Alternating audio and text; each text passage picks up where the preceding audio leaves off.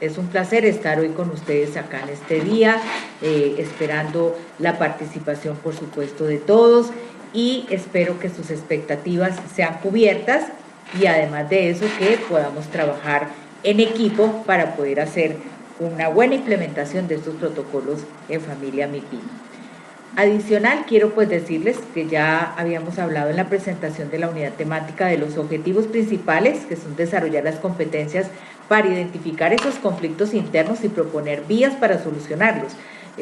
Mi valor agregado a este trabajo va a ser a través de la programación neurolingüística, enseñarles cómo las personas son auditivas, kinestésicas y visuales y cuál es su manera de comunicarse para que puedan obtener una magnífica comunicación efectiva.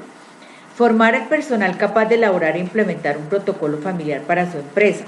No es fácil trabajar con la familia y por eso es importante que hoy tengamos en cuenta que una de las mayores habilidades que tenemos que desarrollar, sobre todo para este tipo de empresas, es las habilidades blandas, porque las duras son las que nosotros nos hemos formado profesionalmente y aquellas habilidades blandas que son unas competencias para identificar los conflictos internos y proponer vías para solucionarlos es lo que nosotros nos permite realmente llegar a una mayor efectividad.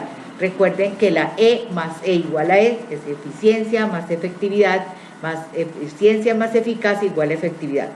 Entonces tenemos aquí que las pymes familiar tienen, por supuesto, las mismas características de cualquier otra empresa. ¿Cuál es la diferencia de este tipo de empresas en su conexión con una familia o grupo familiar que tiene una influencia directa en la dirección y control de la misma? En ese sentido, el tamaño y tipo de actividad de la empresa aquí no interesa, ni tampoco si ésta cotiza o no en la bolsa. Dice que en pocas palabras, las empresas familiares son desde la tiendita del barrio hasta las grandes compañías, por ejemplo, como Bimbo o Nike. Como ustedes saben, a nivel mundial, estas son empresas reconocidas porque son empresas que se han formado de familias. Por eso es importante, cuando se habla de desarrollar las competencias, que podamos identificar cuál es el verdadero problema. ¿Cómo se identifica un problema? Cuando usted tiene en primera instancia que observarlo, luego introducirse en él y por último buscar la solución. ¿Qué significa eso? Supongamos que una empresa tiene un conflicto interno con el gerente y sus funcionarios, que en este momento todos forman parte de la familia. Cuando no se identifica la verdadera causa del problema, es muy difícil proponer una vía de solución. ¿Qué es lo importante aquí? Cuando se habla de desarrollar competencias, es que usted tenga todas las capacidades para 4 cosas, que es lo más importante en la vida. ¿Cuáles son las 4 cosas? Las 4 cosas son tener, por ejemplo, primero, coherencia. Lo más importante es que usted lo que piense, sienta, diga y haga sea exactamente igual. El segundo aspecto es aprender a discernir. ¿Qué es discernir? Establecer la diferencia entre lo positivo y lo negativo que hay dentro de la empresa. La tercera habilidad es ser asertivo. ¿Qué es la asertividad? Realmente para muchas personas ese es un concepto que está equivocado. Las personas piensan que ser asertivo es ser positivo, pero no siempre es ser positivo. La asertividad es lo contrario a la agresividad. Por eso dicen que para pelear se necesitan 2. Entonces, cuando una persona es agresiva con uno y la otra es asertiva, ¿qué pasa? No hay con quién pelear. Entonces, ¿cómo es un ejemplo de asertividad? Que lo quiero colocar porque esto es lo más difícil para cualquier empresa, así sea del orden familiar o no sea del orden familiar. Por ejemplo, alguien le pide un favor a una persona, pero no se la pide en un tono de voz adecuado, no se la pide con un lenguaje corporal adecuado, ni tampoco se la pide con buena palabra. Por eso dicen que desarrollar la competencia, que es la mayor habilidad de comunicación, es cuando usted tiene un porcentaje dentro de esa torta, que es el 55% de lenguaje corporal, el 38% de tono de voz y el 7% de palabra. Alguien me decía, bueno, pero ¿cómo así que el 7% de palabra si lo que nosotros más hacemos en la vida es hablar? Efectivamente, como lo que más hacemos es hablar, lo importante aquí no es hablar demasiado, sino hablar lo preciso, ser coherente y tener la palabra en el momento indicado a quien uno se la tiene que decir. Voy a poner un sencillo ejemplo en la cotidianidad para que ustedes vean lo fácil que es desarrollar una competencia y cómo podemos identificar un conflicto cuando usted no tiene la capacidad ni siquiera de hablar de la siguiente manera. Vamos a suponer que alguien llegó tarde y el gerente pues es un familiar. Entonces le pregunta a esa persona, bueno, ¿usted por qué llega tarde? Ay, porque me dejó el carro, porque tenía a mi hijo enfermo, porque la empleada no llegó. Y usted contesta de esa manera. Es decir, están haciendo una pregunta, pero usted contesta de manera agresiva. ¿Cuál sería la respuesta asertiva cuando yo hago o increpo a un funcionario porque llegó tarde? Cuando no es una conducta buena, es una conducta atípica, anormal. Lo normal es que yo llegue tarde a una empresa y cumpla el horario, así sea familiar. Cuando hay familia, lo más importante es no perder el respeto. Siempre debe haber un reglamento interno que cobije a cualquier empresa, y eso lo hay, como la misión, la visión, los objetivos, el general y los específicos, las políticas de calidad. Cuando las personas no respetan esa estructura dentro de la empresa familiar, vienen estos problemas, estos conflictos internos. Por eso dicen que los conflictos se dividen en tres. ¿Cuáles son? El conflicto, que es ganar, perder, perder, perder y ganar, ganar. Ese es el mejor.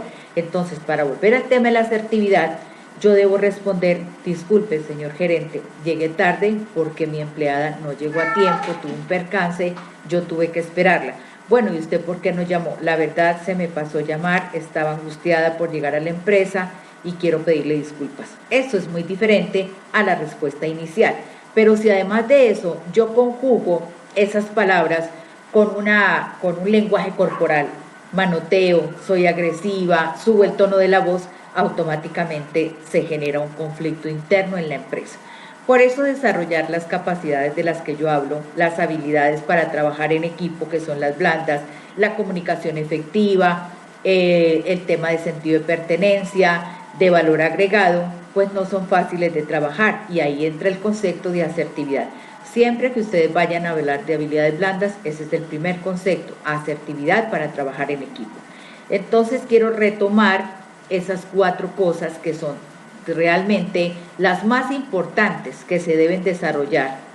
Antes que cualquier otra cosa, yo debo aprender a ser coherente. Vuelvo y repito, que lo que yo piense, sienta, diga y haga sea igual. Que si el gerente de la empresa dijo sí, ya sabe todo el mundo de la empresa que es sí. Si el gerente de la empresa dijo no, todo el mundo sabe que es no. Pero sucede que hay incoherencias y se presentan más en precisamente las empresas del sector familiar. Por eso este tema es muy importante para tenerlo en cuenta. Y había dicho que el discernimiento, establecer la diferencia entre lo positivo y lo negativo, ser asertivo, tener la palabra precisa en el momento indicado a quien yo se la tengo que decir. Y el último ingrediente y el más importante en la vida, hasta, óigase bien, hasta para hacer una comida. ¿Cuál es ese ingrediente más importante en la vida? El amor. Y mucha gente define el amor de muchas maneras. La gente lo tiene concebido de acuerdo a sus propias referencias, a sus propios sentimientos, a sus emociones, pero realmente quien tiene amor es una persona que se respeta a sí mismo, se trata bien y trata bien a los demás. Entonces es importante tener en cuenta este tipo de competencia para poder establecer los conflictos internos y poder tener la capacidad de solucionarlos. No todo el mundo es solucionador de problemas. Bueno, entonces aquí viene, para realmente iniciar un proceso de elaboración de protocolo de familia, es importante formar al personal que sea capaz de elaborar e implementar un protocolo familiar para su empresa. Ustedes saben que no es fácil trabajar con las familias. Desafortunadamente, aquí hay un paradigma frente a ese tema. Y hay que decir que un paradigma porque a veces las personas creen, ¿cierto?, que por ser de la familia van a trabajar mejor, y sucede que ya por experiencia que he tenido en varias empresas a las que he visitado, también por estadística, a veces los conflictos incluso terminan acabando una buena empresa. Y ya se sabe que todas las empresas en el mundo son buenas. ¿Quiénes son los malos? Los que trabajan en ellas, porque hacen que esas empresas se conviertan en un verdadero caos. Por eso este protocolo que aparece acá lo voy a dejar para que ustedes lo analicen, porque es importante que cada vez que yo vaya a iniciar un proceso de elaboración de protocolo, cuando hablo de genograma familiar, estoy hablando de que tengo que conocer quiénes son esas personas que conforman o van a conformar la empresa. No deben ser siempre profesionales, es obvio, porque todo el mundo tiene unas competencias, así no sea un profesional acartonado. Pero si bien es cierto, yo voy a conformar una empresa de un sector especial, yo tengo que tener claro, señores, que esa empresa debe tener como mínimo unos perfiles que sean acordes o que al menos tengan una experiencia o se hayan capacitado en lo que vamos a iniciar como idea de negocio. Entonces, lo más importante es tener acá la lista de personas a entrevistar. Por supuesto, también hay que tener muy claro que ese proyecto con los miembros de la familia van a ser determinadas personas clave. ¿Qué es ser clave? O sea, importante. Personas que realmente van a definir la idea de negocio y por eso, después de que se revisa esos 3 primeros pasos, es conveniente seguir al siguiente, que son los listados de temas a tratar, o sea, la lluvia de ideas. Esa lluvia de ideas a mí me va a generar que los diferentes temas sean manejados por personas de manera individual que tengan la competencia para poder desarrollar ese tipo de negocio. Por eso se habla de la redefinición y actualización de los temas. Por ejemplo, si antes estaba elaborado un protocolo de una empresa familiar, hoy ustedes saben que con el tema de la pandemia y el COVID, por supuesto, ya todo cambió y tenemos que volver a elaborar no solamente el protocolo, sino hacer una redefinición y actualización no solo de los temas del negocio, sino también de las competencias y las habilidades que esas personas tengan para poder empezar a manejar la empresa y que no termine como ha pasado acá en el departamento del Tolima y en otros departamentos, se cierren esas empresas porque no hubo una preparación, no hubo una formación de ese personal que fue capaz de implementar unos nuevos protocolos, ¿sí?, para que eso pudiera avanzar. Es decir, cuando no hay prospectiva, cuando no hay un proyecto hacia futuro, pues pasa lo que suele suceder, que las empresas terminan cerrándose. El siguiente paso es la separación de temas acordados de los que faltan por consensuar. Aquí hay un tema que es bien delicado y es que cuando las personas no se ponen de acuerdo, después de que redefinen las actividades y actualizan los temas, es importante, por supuesto, que haya una consensualidad. ¿Qué significa eso? Que se consensúe quiere decir llegar a un acuerdo, a un mutuo consentimiento para que las cosas, por supuesto, marchen y se haga un estudio y análisis de cada caso, de cada tema, y pues después de que se haya elaborado estos pasos, que son 7, procedemos a continuar con los otros, que son los que nos permiten a nosotros finalmente hacer talleres o una preparación más profunda para que podamos avanzar. Entonces, digamos que en esta primera parte se hace el primer borrador del protocolo, como lo dice acá en esta curva, porque al no cumplir esos pasos, pues finalmente se puede llegar al fracaso. Entonces, esos talleres que nos dan la posibilidad a nosotros, obviamente, de llegar a acuerdos en los temas que faltan, de ponernos la camiseta, pero sobre todo lo más importante es que vamos a tener la posibilidad de formar no solamente al personal y elaborar e implementar el protocolo, sino que vamos a estar todos en la misma marcha de la idea de negocio. Entonces, es importante que aquí ustedes revisen el texto guía, porque el texto guía nos va a ayudar con estos temas que aparecen aquí, que es la definición, lo que es la dinámica como tal de la empresa familiar, los modelos, la visión sistemática de la empresa, cuáles son esos conflictos, desafíos y riesgos que pueden correr, por supuesto, lo que les decía, la habilidad transversal, para no solamente desarrollarse en la empresa, sino para poder solucionar los conflictos. Y por supuesto, al final vamos a hacer un ejercicio que es realmente de reflexión, que nos va a permitir identificar las soluciones a los miles de problemas que se presentan en las empresas. Como les decía, no solamente la familiar, sino que esto va aunado a que usted tenga las capacidades para resolver cualquier situación cuando se manejan esas cuatro ingredientes, les llamo yo, que debe tener un ser humano para retroalimentarlos: ser coherente, tener capacidad de discernimiento, ser asertivo y ser amoroso. Entonces vamos a definir qué es la dinámica de la empresa familiar. Como su nombre lo indica, pues es una organización comercial o corporativa cuyas decisiones están controladas o influenciadas por un grupo familiar cuyas sucesivas generaciones suelen dedicarse a la empresa. Y de esta manera, entre las expectativas y la visión estratégica de este tipo de organizaciones está lo que los sucesores llevan las riendas, dándole continuidad a la organización. Lo que les decía al principio, realmente la dinámica de una empresa familiar se caracteriza por tener no solamente unas relaciones complejas entre familia y un personal externo con respecto a su patrimonio, al funcionamiento, a las decisiones, a la unidad de mando, a las jerarquías. A veces se utiliza la jerarquía piramidal, que hoy está completamente mandada a recoger. Hoy se busca que todos estén en línea, es decir, en staff. ¿Qué permite eso? Una mejor comunicación más directa, una solución de conflictos de intereses, y esto, por supuesto, se redunda en una ventaja que va, por supuesto, a mejorar no solamente los intereses de cada persona, la productividad, sino también el ambiente familiar y empresarial dentro de la organización. ¿Cuáles son en este momento los modelos y visión sistemática de la empresa familiar?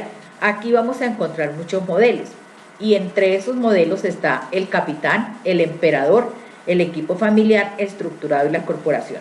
Bueno, estas son definiciones que se le han dado, por supuesto, para poder establecer realmente la función de cada persona.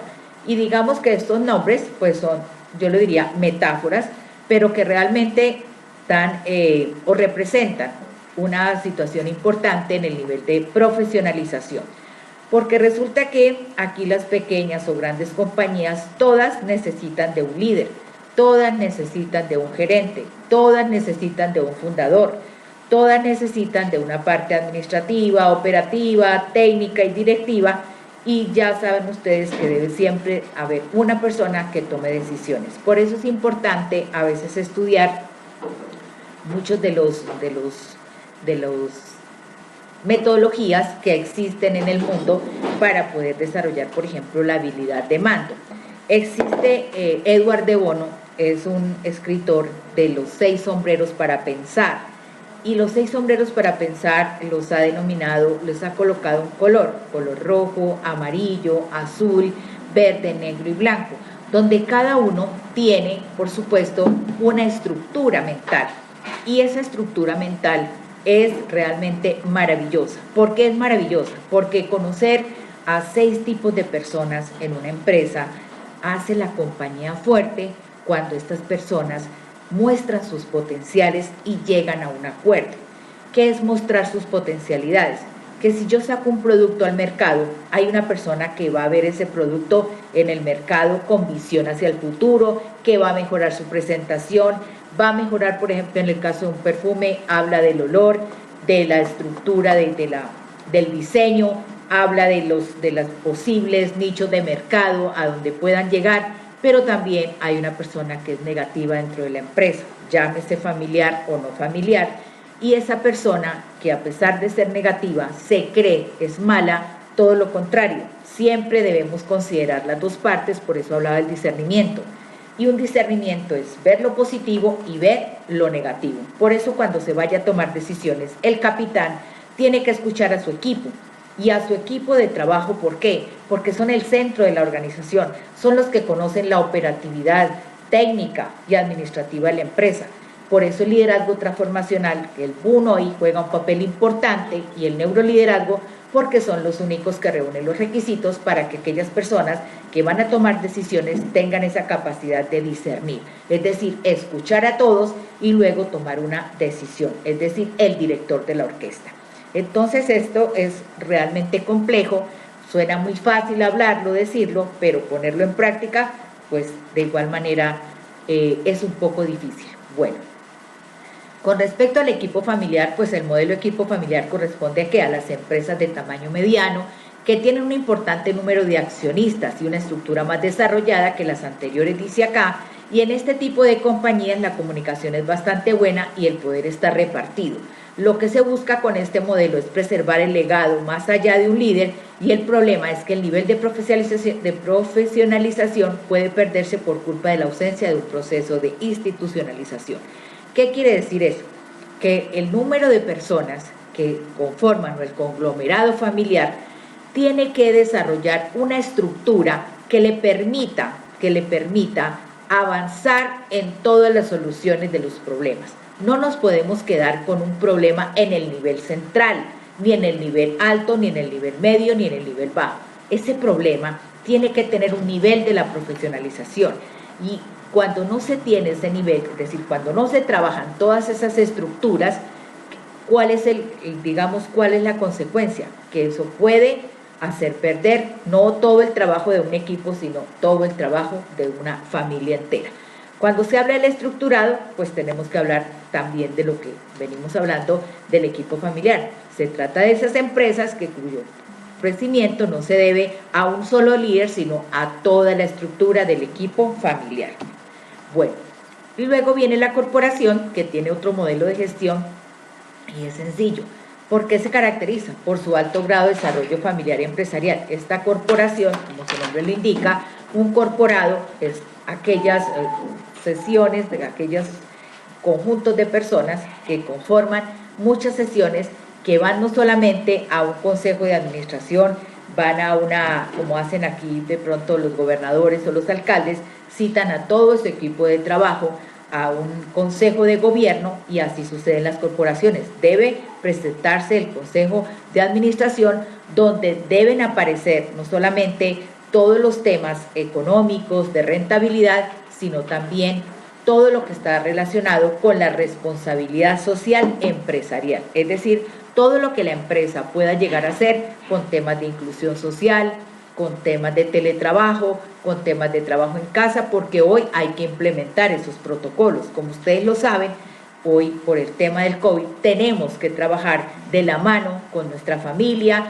debemos trabajar de la mano con nuestra empresa, porque todos hoy tenemos que cumplir un protocolo, y ese protocolo también está relacionado con el tema de salud.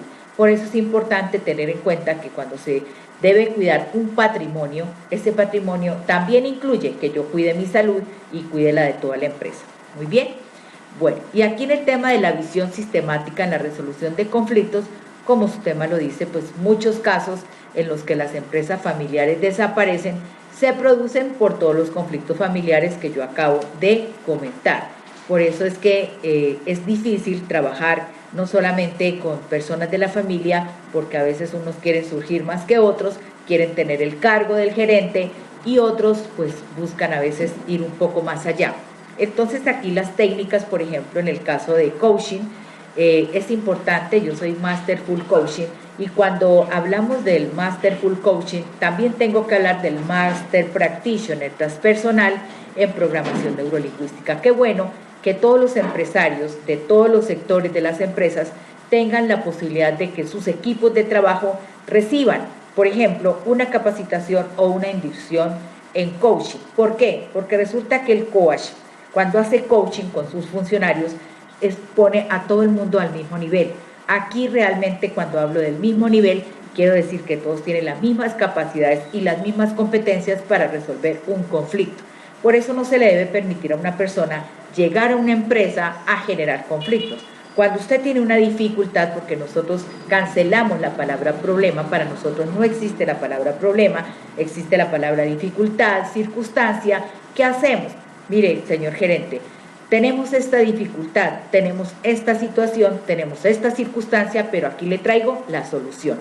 Y eso es hablar de la ley de pertenencia, hablar de la ley del equilibrio, porque yo debo tener no solamente pertenencia, sino pertinencia. Yo debo tener sentido de pertinencia y de pertenencia, es decir, conmigo mismo y hacia la empresa. Y ninguno de esos factores puede quedar excluido. Por eso, cuando hablamos del tiempo de vida de la empresa, lo que hacemos es establecer las etapas donde realmente todas las personas entran a funcionar. Y es importante que ustedes lo revisen con tiempo, que aquí cada una de estas etapas juega un papel importante para la productividad. Y todo debe apuntarle finalmente a eso, pero también al crecimiento personal. Por eso debe hablarse de liderazgo transformacional. Y la mejor forma de hablar de liderazgo transformacional es cuando el líder hace que las personas se capaciten, se estructuren de manera mental, de manera emocional, aprendan el manejo de sus emociones para así evitar todo este tipo de situaciones.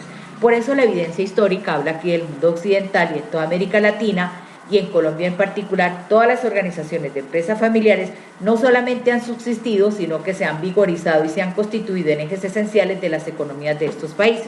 Aquí tenemos una pequeña caracterización de cómo en Estados Unidos, España, América Latina, pues hay un alto porcentaje de cómo se sostienen las familias.